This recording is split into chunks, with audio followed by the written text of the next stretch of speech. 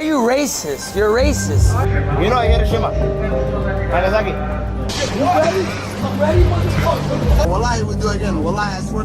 Les images que vous voyez là, elles viennent d'une vidéo que j'ai faite il y a 2 mois maintenant, où je vous expliquais un phénomène assez récent et très problématique, consistant pour une nouvelle génération de streamers sur internet, de créer le buzz, en repoussant de plus en plus les limites de la stupidité, de l'éthique, de la malveillance et de la méchanceté. Et je vous avoue en toute sincérité qu'il faut que je vous fasse un énorme mea culpa. Parce que c'est peu de temps après la sortie de cette vidéo que je me suis rendu compte, si vous voulez, que j'avais qu'en réalité effleuré à peine la réalité du problème. Parce que non seulement, spoiler, ils ont pas du tout arrêté après ça, mais surtout, là où moi je m'étais contenté de vous parler des quelques cas les plus médiatisés, il ne s'agissait en réalité que d'une infime partie de l'iceberg de déchets, et je pèse mes mots, que sont cette nouvelle génération de Mewa Kehai Shinsha, comme on les appelle ici. Et croyez-moi que si vous aviez déjà été choqué par la première vidéo, c'était clairement rien comparé à ce dont je vais vous parler dans cette seconde partie. Donc vous voyez vraiment cette vidéo comme un complément d'enquête si vous voulez, et accrochez-vous bien parce qu'aujourd'hui entre racisme, agression sexuelle ou encore actes sur mineurs, on va reparler d'un des pires effets de mode qu'a connu internet ces dernières années, et croyez-moi, c'est encore pire que ce que vous pensez.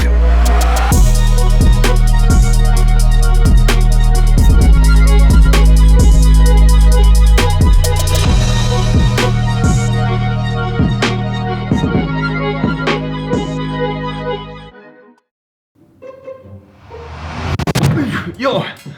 Oui, je sais, je suis un énorme flemmard, mais en même temps, la téléportation c'est vachement plus pratique que les escaliers. Alors dites-moi si vous êtes plutôt team escalier ou plutôt team téléportation. Alors comme vous le savez, moi j'ai rentré de France il y a quelques jours maintenant, et j'aimerais rapidement vous parler de l'outil qui m'a littéralement sauvé la mise à plein de reprises pendant mon voyage, NordVPN. Parce que oui, si vous êtes déjà allé à l'étranger, je pense que vous le savez certainement, hein, mais le simple fait d'être sur un serveur différent que le serveur de ton pays de résidence, ça amène plein de petits trucs qui sont extrêmement chiants. Par exemple, je vous ai déjà expliqué qu'avec Sora et Adeline, on avait prévu de faire l'ascension du mont Fuji. Chose qu'on n'a pas pu faire malheureusement à cause d'un putain de typhon. Il faut savoir que tout ce qui est réservation pour le mont Fuji, pour tout un tas de raisons, hein, c'est bloqué quand t'es à l'étranger. Et donc moi, une fois en France, impossible de faire les réservations pour le refuge, etc. Et c'est là où NordVPN a pu me sauver la mise, hein, parce qu'en un clic, j'ai pu me connecter au serveur japonais et... problème réglé. De la même manière, en étant en France, il y a tout un tas de contenus que j'adore regarder habituellement qui étaient plus du tout accessibles. Par exemple, ces derniers temps, j'ai commencé à regarder Oshinoko, qui est disponible sur Disney+, ici au Japon, mais pas du tout en France. Bah là, pareil, en un clic, j'avais accès à mon catalogue habituel. Il y a même plein de films qui sont pas encore accessibles en France, hein, comme le dernier Gardien de la Galaxie par exemple, qui est incroyable d'ailleurs, qui est accessible sur le catalogue japonais ou le catalogue américain par exemple. Puis dernière chose, comme j'ai beaucoup bougé pendant mon voyage, pour travailler j'étais souvent obligé de me connecter dans les gares, dans les transports, dans les cafés. Bonjour Mimi. Et les réseaux publics comme ça, vous le savez, t'es jamais totalement en sécurité. Mais là, en un clic, je pouvais sécuriser ma connexion. À savoir que NordVPN a même rajouté plein de fonctionnalités, anti-malware, anti-cookie, anti-publicité pop-up, et tout ça gratuitement intégré à l'application. Enfin voilà, c'est pas la première fois que je vous le dis, hein, mais NordVPN pour moi c'est vraiment un incontournable dans ma vie de tous les jours, surtout quand je voyage. Donc moi je vous laisse un lien dans la description, ça vous donne accès à une offre exceptionnelle sur l'abonnement de 2 ans plus 4 mois gratuits, rien que ça. Et dans tous les cas, c'est satisfait ou remboursé pendant 30 jours, comme ça vous laisse le temps de tester l'application pour voir si ça vous plaît. Sur ce, encore une fois, merci beaucoup à NordVPN pour soutenir notre petite chaîne, et nous, on retourne à la vidéo. Alors, pour commencer, on va revenir sur certains des streamers dont j'avais déjà parlé dans la précédente vidéo, parce que je me suis rendu compte après coup qu'en réalité, là où moi j'avais vu et donc traité que les quelques clips qui avaient le plus buzzé, c'était en réalité qu'une infime partie de ce dont ces gars-là étaient capables. D'ailleurs, je tiens rapidement à remercier The Lindy Guy ainsi que Degen News qui ont fait un gros travail de documentation autour du problème sur Twitter, ce qui m'a énormément servi pour mes recherches sur cette vidéo. Ceci étant dit, pour commencer, on va revenir sur celui qui a peut-être fait le plus de bruit, Monsieur J. Monsieur J. Alors, pour remettre un petit peu de contexte, Monsieur J, c'est donc le gars qui s'est fait connaître avec ce fameux clip où on le voit agresser des Japonais dans le train en leur disant qu'il n'était qu'une question de temps avant que les Américains ne leur remettent une bombe nucléaire dans le nez. Voilà. Comme ça, tout de suite, ça vous donne une bonne idée du personnage. Mais en réalité, quand on cherche bien, on se rend compte qu'en matière de comportement problématique, il en était clairement pas à son coup d'essai. Dans un premier temps, pour rester un petit peu dans le thème, tout ce buzz qui a découlé du coup de ce clip là dans le train, ça l'a poussé à vouloir aller de plus en plus loin dans l'irrespect à l'encontre du Japon. Parce que comme je vous l'avais déjà dit, un bad buzz is buzz, et quand ça fonctionne, on continue. Et donc après qu'il ait fait de fausses excuses par rapport à ce qu'il avait dit sur les bombes nucléaires, tout ça, d'ailleurs je précise, quand je dis fausses excuses, c'est pas un procès d'intention. C'est lui-même qui en live a avoué qu'en réalité il s'en foutait complètement, et que, selon ses dires, les Japonais étaient stupides, parce que les bombes de Hiroshima et Nagasaki, ça va, c'était il y a 80 ans, et que on peut peut-être passer à autre chose maintenant. Ah bah oui, ça excuse tout. Et c'est donc avec cette volonté de provoquer encore plus qu'il va commencer à faire des lives où il insulte de plus en plus le Japon, les Japonais. On a pu le voir aussi faire un stream en direct de Disneyland où sur une enceinte, il met à fond des musiques racistes ou encore des sons d'alerte à la bombe atomique. Ouais, on est à ce niveau-là, ouais. Dans le même style, il a fait pas mal de lives aussi où, toujours avec son enceinte à la con, il met à fond des sons de anime hentai dans un train. Ce qui devient d'ailleurs d'autant plus malaisant quand il commence à s'approcher d'une fille mineure tout en continuant de jouer les mêmes sons.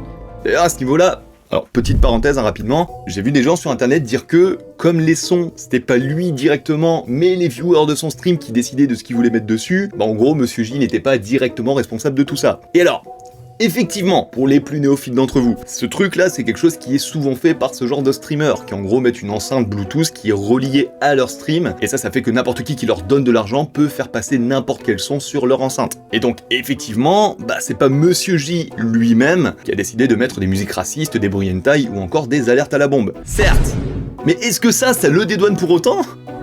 Bien sûr que non! Parce qu'à la base, c'est bien lui qui met en place le système pour que les gens fassent ce genre de choses. Et croyez-moi qu'il en est très très conscient et que c'est même fait exprès. Donc non, je suis désolé, hein, mais les gens qui essaient de prendre sa défense à ce niveau-là, clairement, ça ne marche pas.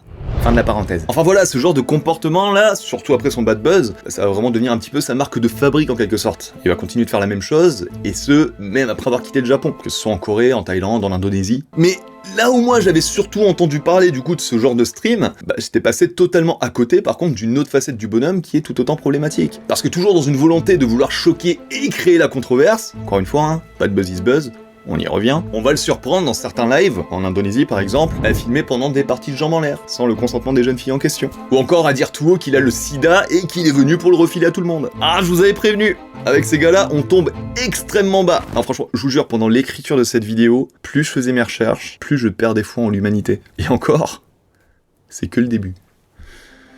Enfin voilà, en ce qui concerne Monsieur J, je pense que vous avez une plutôt bonne idée du personnage. Et ce qui me tue là-dedans, c'est que malgré toutes les personnes qui se braquent contre lui, encore une fois on avait vu les Japonais, ou même encore des Anglais, des Américains qui le chopaient dans la rue pour lui faire rendre des comptes, malgré tout ça, non seulement il continue, mais aux dernières nouvelles, il est de retour au Japon.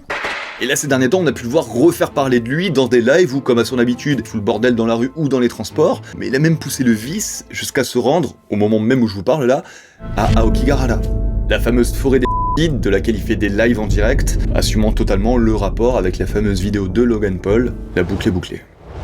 Alors, je vais pas vous mentir, voir ce gars-là toujours en liberté et impuni malgré tous ces actes-là, franchement, ça me fout littéralement la gerbe. Surtout de le savoir à nouveau au Japon, là, à repousser de plus en plus les limites de la fils de puterie. Non mais, sérieusement, quel niveau d'inhumanité tu peux avoir pour, sous volonté de buzz ou d'argent, en arriver à ne même plus voir l'horreur des actes que tu commets? Je vous jure, ça me dépasse. Je vais même vous dire, ça m'énerve. Il me faut un truc là. Vite, un truc pour me défouler, vite! Ah, voilà. Là, ça va déjà un peu mieux. Mais vous voulez savoir le pire là-dedans? C'est que ce Monsieur J, là, au final, c'est même pas le pire d'entre eux. Monsieur S. Alors, Monsieur S, tout comme Monsieur J, je vous en avais déjà parlé dans la précédente vidéo, et là, clairement, je me suis rendu compte après coup que j'étais totalement passé à côté du personnage. C'est d'ailleurs ça qui m'a donné envie de vouloir vous faire cette seconde vidéo, et là, on va vraiment commencer à parler de choses extrêmement graves. Vous êtes prévenus. Donc Monsieur S, c'est un Américain de 42 ans qui, selon plusieurs sources, vit au Japon depuis plusieurs années grâce à un mariage blanc, ce qui est totalement illégal. Il a aussi apparemment une fille au Japon qu'il ne voit presque jamais et qu'il appelle son chien pendant ses streams, ce qui, en tant que papa d'une petite fille, me dégoûte au plus haut point. Mais donc voilà, retenez bien toutes ces informations, ça va nous servir plus tard. Donc moi dans la précédente vidéo, je vous avais surtout parlé de lui à cause de cette vidéo qui avait fait le buzz, vidéo de lui dans un train complètement bourré et drogué qui agressait des Japonais tout en mettant de la dubstep à fond sur son enceinte. Comme je vous l'ai dit, hein, le coup de l'enceinte, c'est un classique chez ces gars-là. J'étais clairement pas conscient à ce moment-là du réel problème qui se pose avec lui. Parce que certes, à l'instar de Monsieur J, on peut trouver beaucoup de clips de ses streams où on le voit foutre le bordel, se droguer ou encore agresser des gens dans la rue, mais il a surtout une constante, on va dire une marque de fabrique, qui est, elle, beaucoup plus problématique. Et pour faire simple, je vais résumer ça en quelques mots, hein. Agression sexuelle et actes sur mineurs.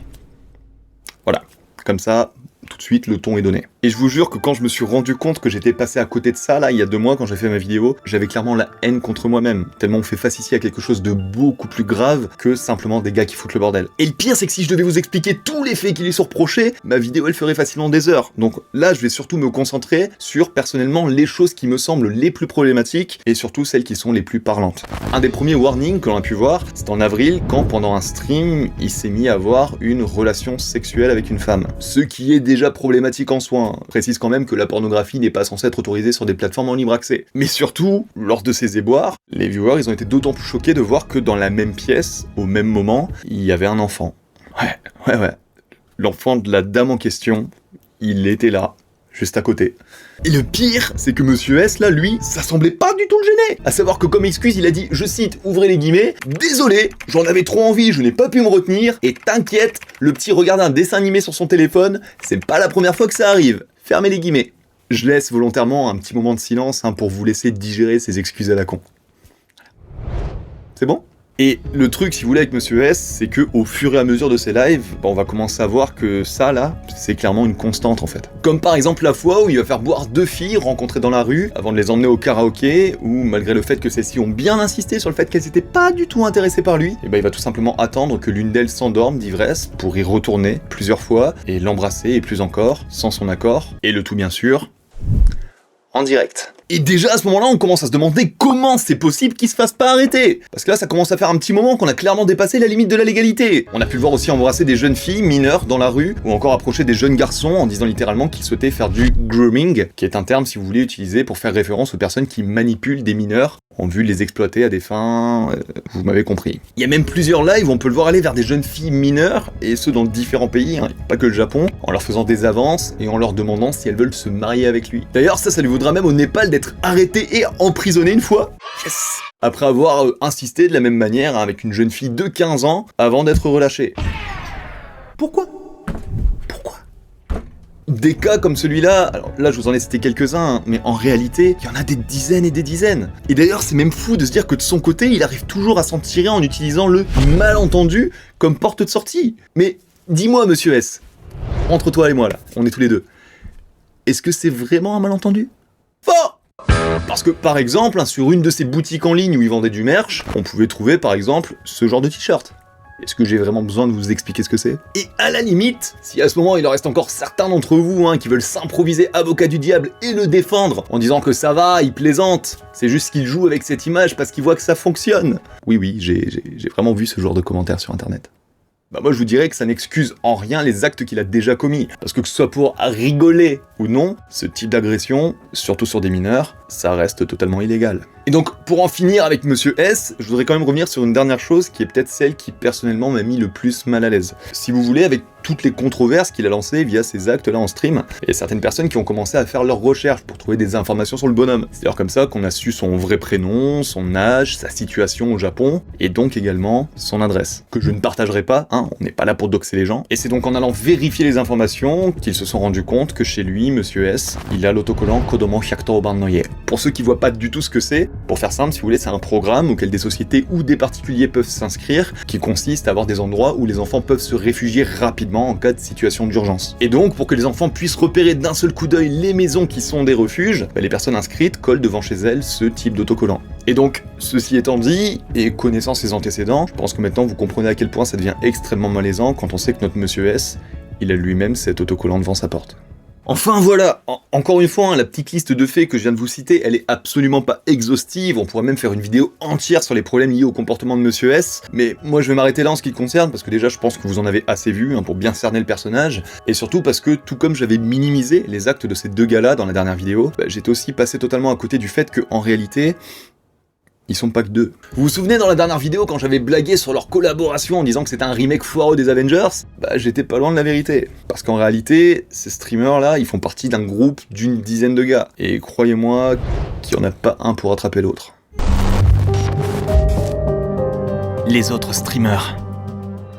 Alors, pour cette partie-là, je vais aller beaucoup plus vite parce que pareil, j'aurai jamais le temps de vous faire le listing complet de tous les gars de ce groupe de tarés, mais je tiens quand même à en citer quelques-uns parce que vous allez voir dans le tas, on peut trouver aussi des choses assez problématiques. Alors tout d'abord, pour commencer en douceur, on a un certain Monsieur V, à savoir encore une fois que tous les gars dont je vais vous parler, c'est vraiment une bande, et ils ont tous l'habitude, si vous voulez, de faire des streams ensemble. Et donc ce très cher Monsieur V, lui, bon, on le retrouve souvent en stream avec Monsieur J et les autres, streams pendant lesquels on peut le voir faire le même genre de conneries, mais aussi, et vous allez voir qu'au final c'est une tendance assez généralisée chez eux, on a pu le voir faire boire des filles, par exemple, en disant qu'il souhaite réussir à coucher avec, et que, bon, c'est pas du tout un souci si elles sont mineures. Voilà.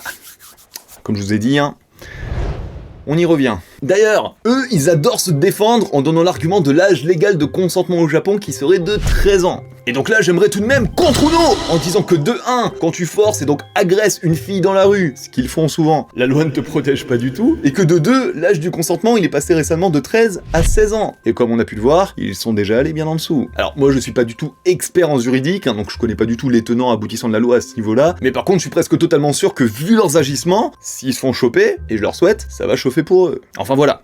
Ça c'était juste pour remettre un petit peu de contexte. Ensuite on a un certain Monsieur C qui lui pareil s'est dit que ses petits copains c'était les petits joueurs et qui pouvaient faire encore pire. Et donc lui son délire si vous voulez c'est de faire des streams payants où il fait des parties de jambes en l'air avec des nanas souvent sans leur dire hein, qu'elles sont filmées à leur insu. Et il va même jusqu'à prendre des photos d'elles nues qu'il revend ensuite à ses viewers parce que je cite, ouvrez les guillemets, pendant les lives il ne peut pas cadrer donc on ne voit pas bien, fermez les guillemets. Je pense que normalement arrivé à ce moment là de la vidéo il n'y a plus rien qui peut vous surprendre. D'ailleurs, il a même annoncé sur internet, après avoir fait un test de MST, qu'il en avait, voilà, qu'il avait été testé positif, mais qu'il s'en foutait complètement et qu'il allait quand même continuer. Parce que quitte à être un salaud, autant y aller à fond. Je suis bien connu. Et d'ailleurs, de ce que j'ai pu comprendre, il y a même une nana à un moment qui, en apprenant ses agissements, a décidé de porter plainte, ce qui a amené notre cher Monsieur C à rapidement supprimer tous les clips, etc. Hein, pour essayer de masquer un maximum les preuves. Parce que oui, hein, il existe une loi chez ces gars-là qui est que la taille de leur bourse est inversement proportionnelle à celle de la galère dans laquelle ils se retrouvent. Donc pour faire simple, ils se la jouent grande gueule quand tout va bien, mais dès qu'il y a un problème, ça crie au malentendu et ça va pleurer chez la maman des autres. Et c'est d'ailleurs pour ça que si vous remarquez bien, très bizarrement, c'est toujours dans les pays les plus calmes qu'ils vont faire leurs conneries. Moi j'aimerais bien les voir faire la même chose en Russie, au Mexique ou même chez eux aux États-Unis. Non ? Vous en pensez quoi? Et ensuite, pour terminer, et en citer un dernier, on a Monsieur I, qui fait partie, lui, je pense, des pires de la bande, hein, donc tout pareil, ça emmerde des gens, ça les agresse, tout ça c'est une constante. Mais lui, pour le coup, vous en avez peut-être entendu parler, puisque dernièrement, il a fait un petit peu le buzz suite à un live pendant lequel il faisait un lap dance en tenue BDSM dans un restaurant en Thaïlande, sauf que... Retour de karma, la manager du restaurant a appelé la police, et le bouc s'est retrouvé emprisonné, puis libéré sous caution, mais forcé de rester sur le territoire pendant 2 mois jusqu'à décision de justice, période pendant laquelle il a tout de même continué à insulter le pays sur les réseaux, hein, parce que voilà, je crois que s'il s'arrête d'être des connards pendant 5 minutes, ils crèvent ces gars-là. Et là, c'est très récemment qu'il a été relâché et a enfin pu sortir du pays, et devinez où il est retourné juste après ça? Je vous le donne en 1000.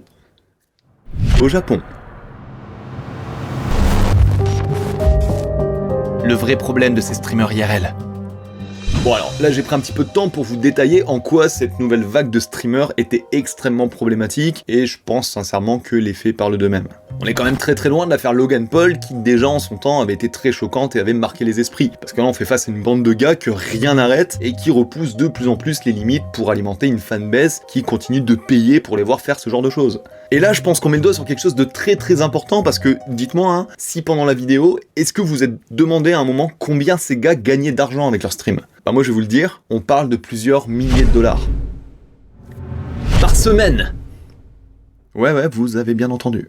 Rien que Monsieur S, le pire d'entre tous là, ses streams sur Kick, ils sont déjà montés à environ 10 000 $ sur une seule semaine.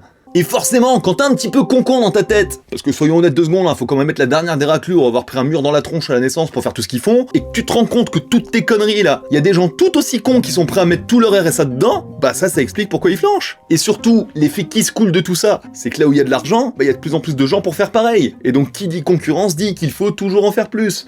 Et là je pense que vous commencez à voir le joli serpent qui se dessine tout seul. Et le pire, c'est quand la plateforme qui héberge tes streams, qui est censée réguler, hein, ce genre de choses en principe, non seulement te laisse faire, mais va même jusqu'à te féliciter pour ça. On a par exemple Monsieur S et Monsieur I qui affirment que pendant qu'ils étaient en 11, hein, suite à leur connerie, ils auraient reçu un appel du patron de la plateforme qui aurait pris de leurs nouvelles pour savoir si tout allait bien, tout en leur disant que lui, il adorait leur contenu. Mais quoi?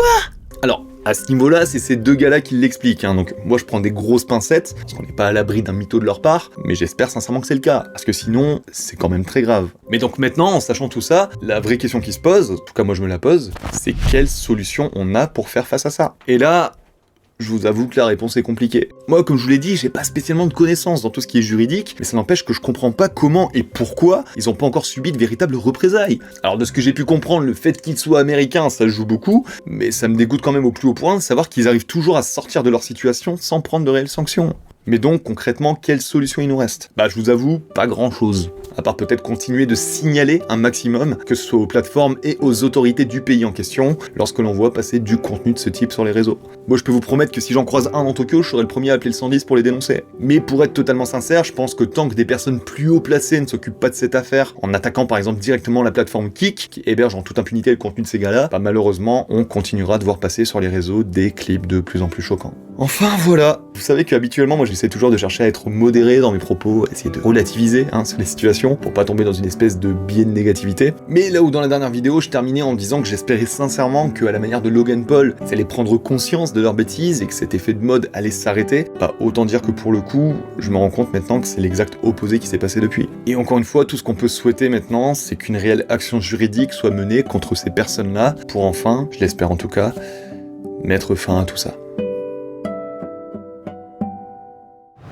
Sur ce, écoutez, on arrive donc sur la fin de cette vidéo. Alors, je vous avoue que j'ai pas mal hésité à reparler de tout ça, parce que déjà la première vidéo, elle avait été assez dure à faire, tenu de la violence des faits dont on parle. Mais quand j'ai compris que j'étais passé à côté du plus grave dans cette histoire, je me suis dit qu'il était quand même important d'en reparler, parce que je pense qu'il est assez primordial de sensibiliser un maximum de gens à ce genre de choses. Alors comme d'habitude, je compte sur vous pour me dire un petit peu ce que vous pensez de tout ça dans les commentaires, le tout dans la bienveillance, s'il vous plaît, Tombez pas aussi bas que ces gars-là. Et bien sûr, n'oubliez pas le pouce en l'air, l'abonnement et surtout le partage de cette vidéo pour sensibiliser d'autres gens autour de vous. Sur ce, écoutez, moi je vous fais des big bisous.